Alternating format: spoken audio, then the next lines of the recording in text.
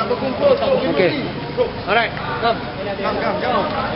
Assalamualaikum, brothers and sisters, ladies and gentlemen of the international world. This is Zainal Abidin, Mahaguru 58. I am together with the Federal Reserve Unit officers of the Royal Malaysian Police.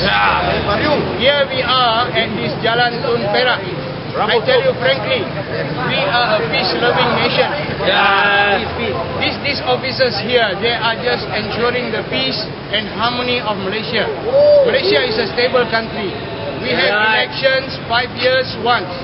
These idiots who are, trying to break up this harmony, they are people who are desperate for power. They can't wait for 5 years. They want to, overthrow the government of the day, which is a democratically elected government.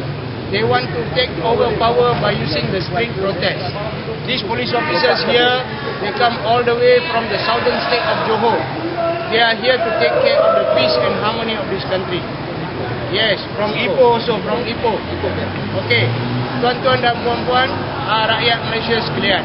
Saya Zainal Abidin, penulis blog Mahaguru 58, sedang bersama dengan anggota polis FRU, Pasukan Simpanan Persekutuan.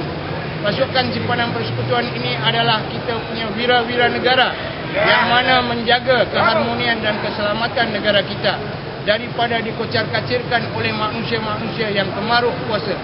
Mereka ini tidak sabar untuk mengambil alih kerajaan. Mereka tidak mahu menggunakan pilihan raya, tapi mereka nak turun juga ke jalan raya. Hanya orang yang tak ada akal fikiran saja yang mahu sanggup buat kerja gila ni.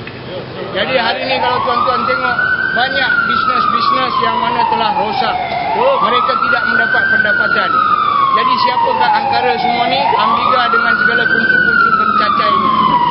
Jadi bagi tuan-tuan yang ada akal, gunakanlah pilihan raya. Jangan gunakan demonstrasi jalan